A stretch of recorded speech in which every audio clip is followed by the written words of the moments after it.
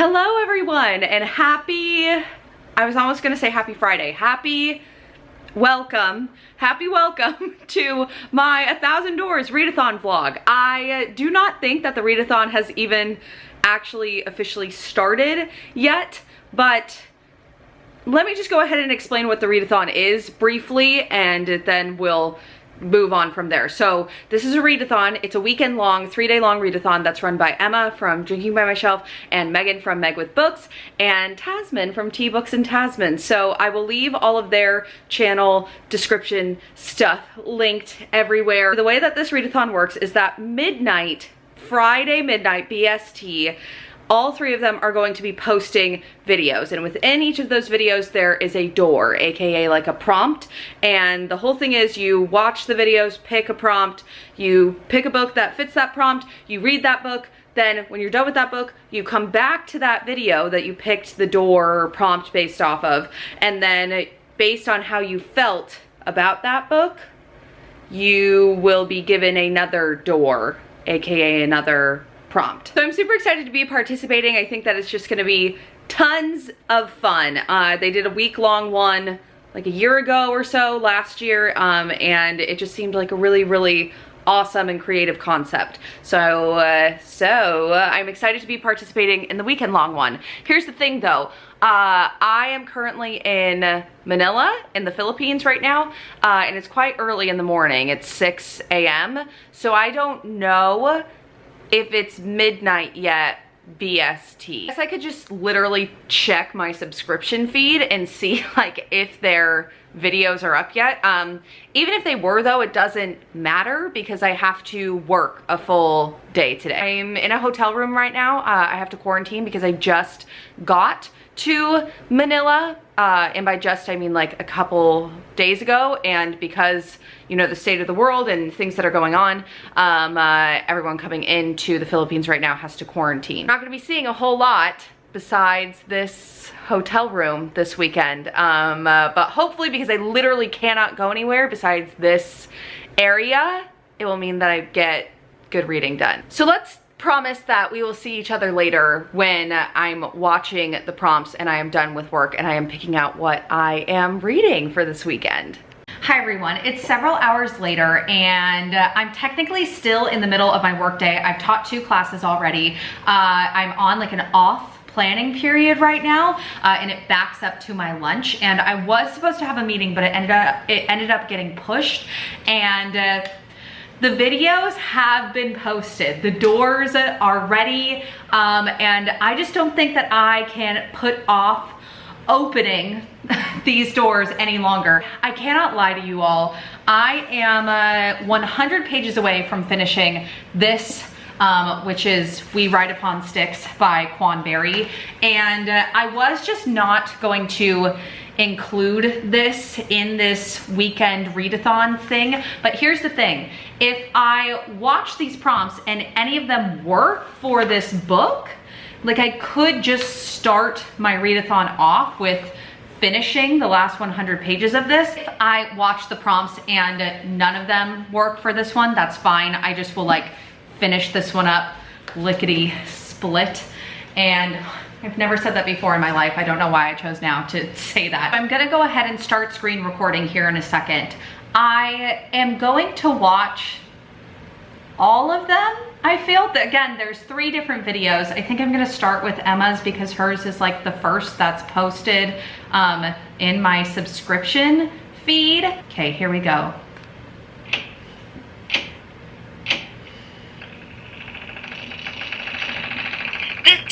Open! The 1,000 Doors Readathon is officially underway. Yay. If you've just landed here and you've got no idea what this means, I will link below to my original announcement video. We're going to be running it this weekend, but of course if you want to take it a little bit slower, you can absolutely do it at your own pace. Also, something about this readathon is that each of the hosts have different themes for their prompts. My theme throughout this readathon is going to be games. So all of my prompts will be themed around games. As you know, I just love playing board games. So for this first prompt, we're going to play a little mini game of Articulate. Okay, I landed on nature. So the first prompt is going to be owl. The word owl. I gonna read for this?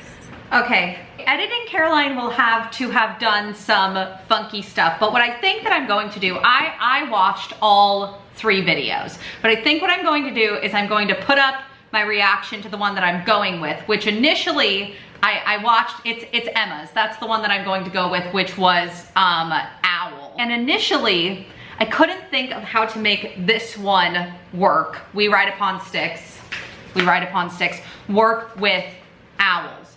But here's the thing.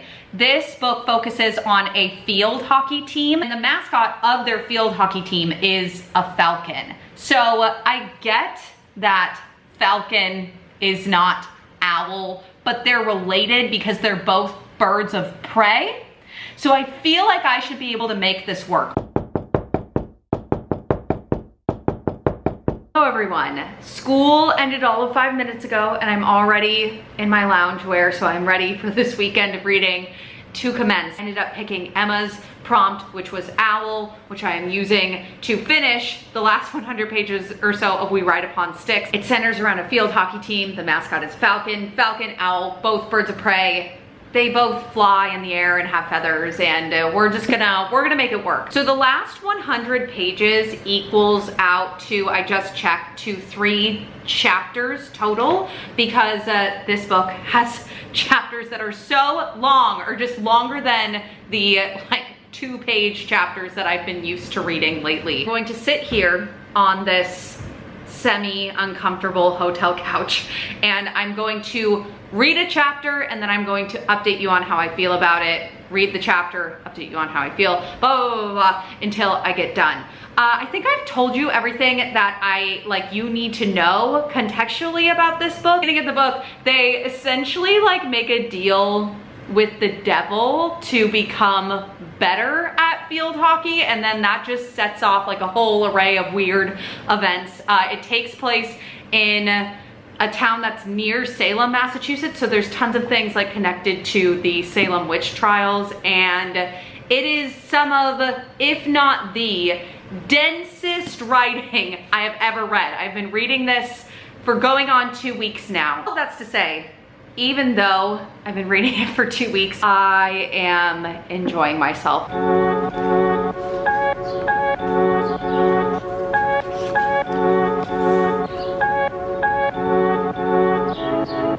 Okay, I just finished that chapter and I thought that I would go ahead and update you and keep it real from my reading position on this couch. And I'm not gonna lie, that's probably been my favorite chapter throughout the whole book. There's been one other chapter where this group of girls does something together. There's an event that happens that they're all involved in. So the first one that happened kind of mid-book was this Halloween parade that they all went to together, and this past one was prom. This book takes place in the 80s, the late 80s. I mean, not to disclose my age to you, but I was born in the early 90s, so I feel some of the 80s nostalgia elements, they're semi-familiar to me, but I also feel some of them are lost on me a little bit. But what's not lost is this author's ability to write a group of teenage girls, just hysterical things, and how they're all this group is individuals unto themselves, and that's kind of shown in the different chapter perspectives. Like I said, we get some group perspectives, literal group, the narration they speak is we. Anyways, I have been rambling a lot. I'm going to probably pour myself a glass of wine, and then I'm going to read the next chapter, and I will update you at the end of that. Cheers!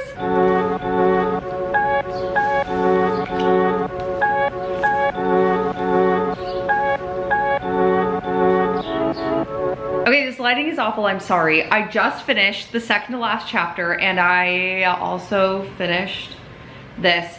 This chapter, honestly, it probably took me longer to get through than the last chapter I read. And for the first probably 20 pages, I was just okay, whatever. The last 10 pages of that chapter, I think, are some of my favorite pages that I've read in any book all year so far. It was just like reveal after reveal after reveal. The author even said in the narration, like compared, she was basically like, okay, what's coming up is like the fourth act of a Shakespearean tragedy where everything gets revealed. And I was reading that and I was like, yeah, okay. And then just so many things happened, one right after the other. The whole time throughout this book, it just kind of leaves you thinking like, is this really happening? Like, is it like in their heads? Is it made up? Is it just a part of the story? And I really loved it. Another reason why it may have taken me longer to finish this chapter is because I got a call from my principal, like in the middle of when I was reading, and she was just like, hey, you know, like just checking in, seeing how quarantine is going. And I was like, yeah, you know, it's good. And she's like, hey, can you like come look out your window? And she and my vice principal were like standing outside on the sidewalk, like waving up at me, and they sat there and like talked to me on the phone and waved to me. That has nothing to do with the book, but I just thought that I would update you. I have literally 30 pages left. You can't even see it really. So I'm gonna sit here and read, and then I'll just give you my overall thoughts and feelings when I'm done.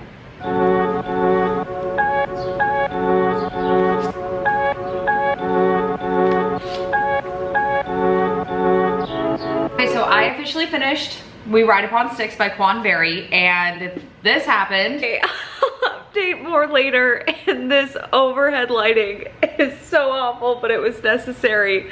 I was reading the last page of the book, which I was not expecting to happen, but it did. And it's hard for me to know how to summarize my overall thoughts and feelings, especially because for this vlog, like I only really read the last 100 pages. I will say that the last 100 pages were by far my favorite part of this whole book. It's hard to even like describe what this book is really about, because like surface level, yes, it's about like a field hockey team in the 80s, but there's so much going on beneath the surface level. It really talks about what it was like being a teenage girl in the 1980s, and kind of viewing that from the lens of like the modern time period that we're living in, and just talking about like the intensity and the darkness, but like magic that a group of teenage girls can contain. And now, I'm not gonna lie, it's not even 9 p.m., but I want to go to bed. But I thought that what we could at least do, even if I don't pick up a new book tonight, I could at least watch the end of Emma's video. That way I can get my next door and next prompt. Waiting for you to go, waiting for you to read, waiting for you to come back. I'm back. Okay, my first question is, how did you enjoy this book? I'm going to give you 3 options to click. Either you gave the book a 4 or a 5 stars, it was really successful. Oh. Second option, you gave the book 1 to 3 stars, it was okay, or maybe outright terrible. And the third option is that you decided to DNF. I haven't been star rating books lately. Like I haven't star rated a book, I think, since April. And it's just like a personal decision. I feel like it's really helping me enjoy books more. And I haven't thought about star rating while reading a book in so long. What determines the difference, I think, if I were to be like star rating officially right now, what determines the difference between a 3 and a 4 star for me is how memorable the book is. So I could like have a good time reading a book, but then get to the end of it and be like, yeah, I'm probably never gonna think about this book again, right? And on the opposite end, I could have a hard time getting into a book, or have a book that took me like over 2 weeks to finish, but this is a book that I'm going to be thinking about for a long time. So even though I'm not officially star rating things, I think that for the purposes of this readathon and choosing my next door, I'm gonna choose the 4 to 5 star option. Okay, here we go. Who is it? Who is it? Welcome back. It's You Emma got me again, again. and I am so glad that you so enjoyed your last book. Yay. That is great news. So let's see if I can do just as well. You might not have heard of this one. It's not as popular a game as Articulate, but it's very sweet and very wholesome. It all revolves around telling stories around pictures. So I'm going to randomly select one of these cards, and that is going to make up our next prompt. So this is the one. Here you go. So I'll let you have a look at it. Okay, let's get an image of that tree back up, and let me think, and I'll come back. Okay, I'm back, and here is what I have come up with. Just stick with me here, bear with me, okay? The first one up that I pulled that could match that photo prompt is A Room Away from the Wolves by Nova Rensuma. Stick with me. In front of that tree, I'll try to put like a picture up here or a screen grab up here. In front of that tree, there's like a cobblestone road. From what I remember, it takes place in like a city, and I feel like it's like kind of a city. I think it may be New York, but like there are places in New York that have cobblestone streets, right? So the next one that I picked that could work is The Kids Are Gonna Ask by Gretchen Anthony. I do not know a whole lot about this. I had plans to read it before the end of the year, and it's just a book that I had that I brought with me when I moved. It has trees on the front cover. So that's a huge plus. Like that fits pretty exactly. And then my third and final option that I think I could make work for this prompt is A Wish in the Dark by Christina Soontornvat. Pluses, it's middle grade, so it'll go quickly. It was on my August TBR. It's also one that I had carried over from at least one other TBR, so I would get that knocked off my list. I actually want to read it, and I know what it's about. The con is that the only way I can make it kind of fit this photo prompt is just like looking at that photo prompt. It's extremely whimsical, and this is supposed to be a whimsical sort of fantastical middle grade. I'm going to go with the middle grade because I feel like that had the most pros, and I think that my connection is pretty good in that the image is whimsical and that this is supposed to be whimsical too. Hello and good morning, day 2 of 1,000 Doors. This is what you get this morning. Emma and Megan and Tazmyn did a live show last night. Well, it was my nighttime, but it was their afternoon time, and I was fast asleep by the time they started it, but I think I'm going to watch it back. And I think there's gonna be some sprints on there, but while they're like chatting, I don't know if you can see in the background, I've let this space kind of become a mess. So, excuse me. So I'll do a little bit of tidying up, and then during the sprints I will sit here and I will read. A little bit about the book. It's middle grade, and I'm using it kind of to go with that whimsical picture prompt that Emma put in her like door prompt video, and I actually was reading through the comments on that prompt, and a lot of other people have the same idea. So I feel more validated and vindicated in my choice. But about this book in particular, middle grade, it's a Thai inspired fantasy, and it's also, I don't want to call it a retelling, but it's kind of based on the plot of Les Mis, or it has a similar concept to Les Miserables, where a boy escapes from prison, and then the warden's daughter kind of goes after them. I'm gonna clean a little bit, read a little bit. We'll update you throughout. This is my channel. My name is Drinking by Myself. Ooh, short for Emma. Yay! And that's it.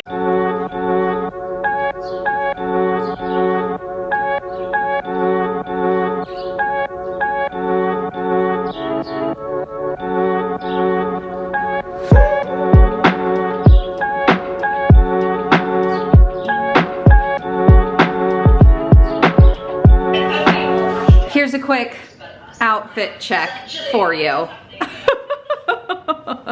Robe by the hotel that I'm staying in. Slippers by the hotel that I'm staying in.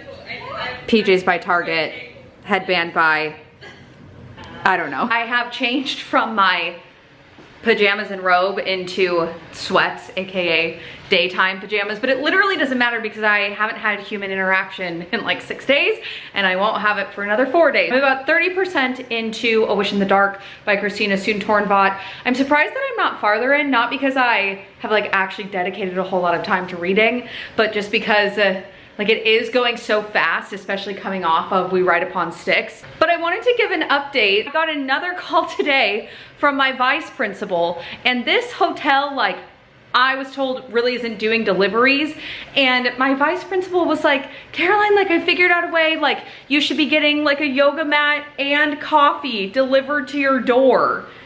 And I was just like, what?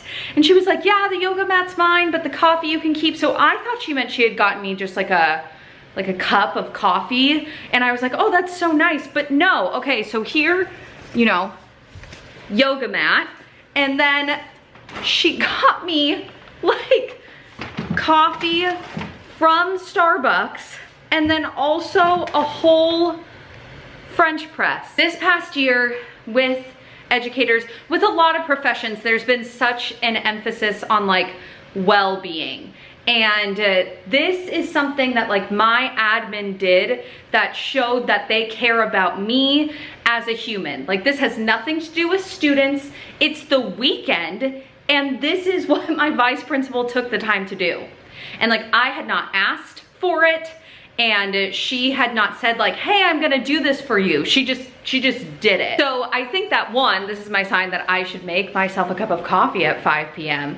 And two, that I should get a little bit of movement in, because now I have the tools to do both of those things.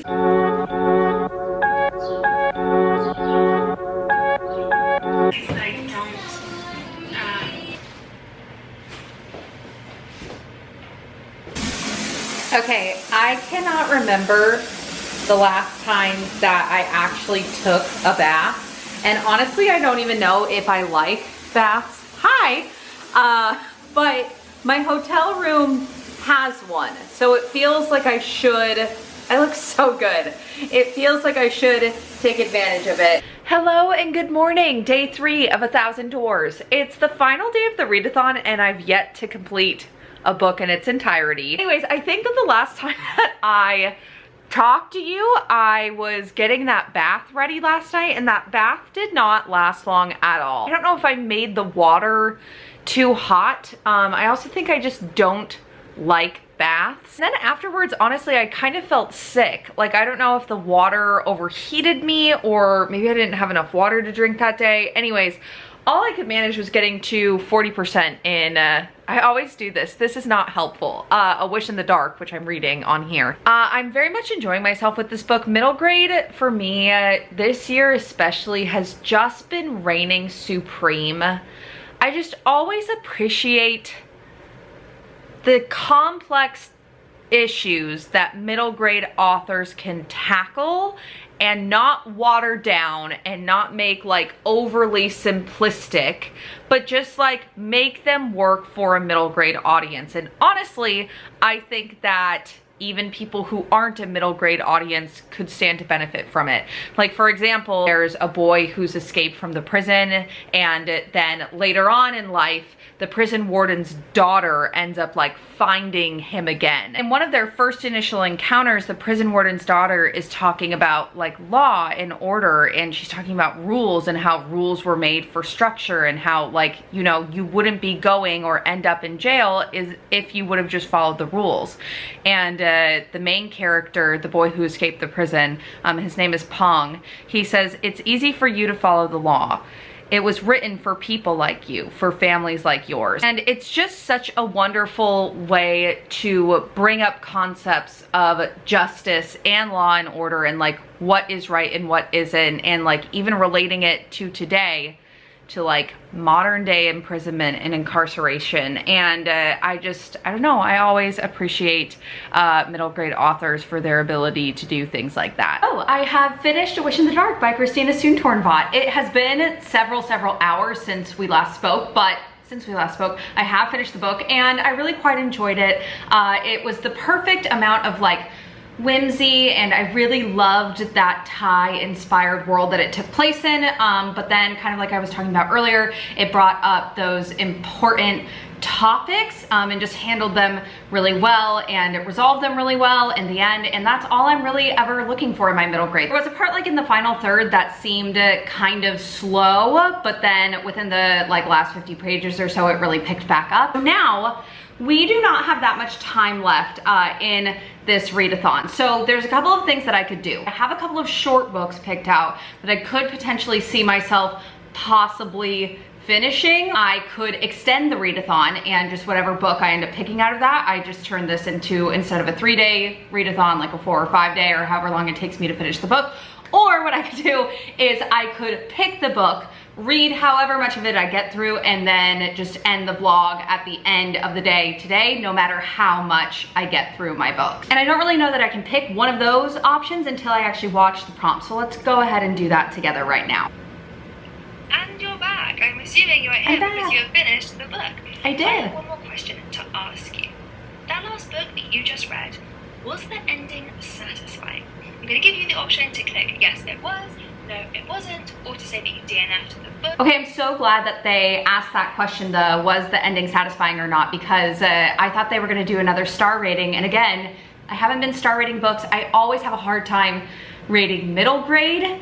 So this is just, it's so much better, and I'm going to click yes, absolutely the ending was satisfying. Let's see who is behind this door. I'm so excited. What if I get Emma again for all three?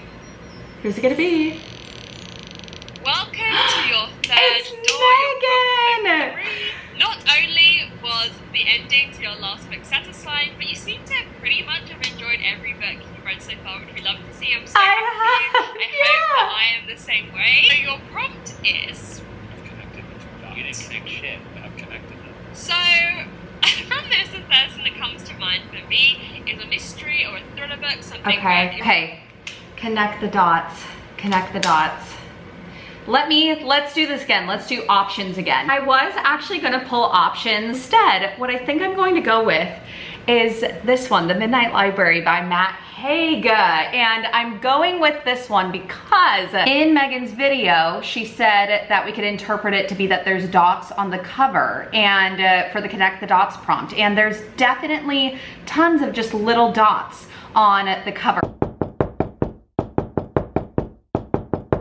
I don't even know that I even really need to tell you anything about it because you've probably already heard it. It's about a woman who I think tries to take her own life, and when she does that, she ends up in a place called the Midnight Library. And in the books in the library, I think there's a bunch of different like decisions that she could have made, and then she kind of reads herself into different paths that her life could have taken, which there's a little bit of parallelism between that and this readathon, I guess. Let's see how far I get into this by the end of the night tonight, and then I guess I'll just decide then, do I want to continue this? Do I want to extend the readathon, or will I just end it this evening?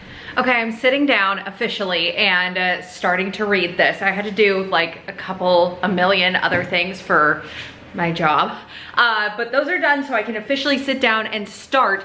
And I am the worst vlogger in the entire world because I just experienced my first tropic storm. I could have just shown you, but I didn't think to pick up my camera. But you can kind of see the aftermath of it now. Enjoy the view. I haven't given you any kind of like hotel room tour.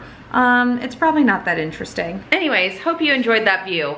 It's time to read. Okay, I haven't even started yet, but look at what like the title of the first chapter is. A conversation about rain. And I was just showing you the rain, and it's raining. And I wonder if this means that we should do a montage.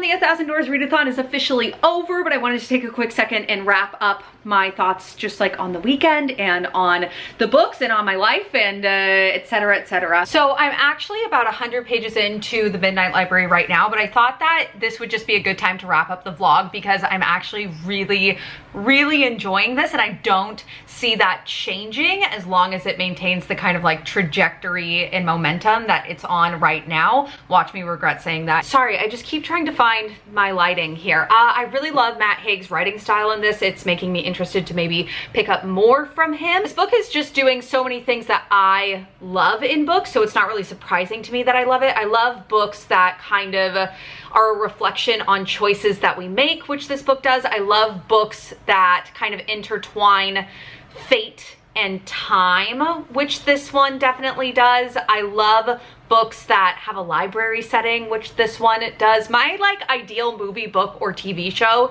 is just one gigantic scene that takes place in a library, which is kind of the plot of The Starless Sea by Erin Morgenstern, if you're looking for a recommendation. I want to thank Emma and Tazmyn and Meg for putting together just such a fantastic and creative readathon. I can't even imagine the amount of work that goes on behind the scenes, and this was just such a fun way to spend my weekend in hotel quarantine. You all kept me company during your sprints, and I don't know, it was a really good way to spend a weekend that could have been very, I guess, lonely and isolating. Thanks for watching this. If you somehow found this because of the 1,000 Doors Readathon, please let me know if you have like a vlog or something like that too, because I would love to watch it, and I hope that wherever you are, whatever time it is, you are having a fantastic time, and I will see you all again very soon. Goodbye.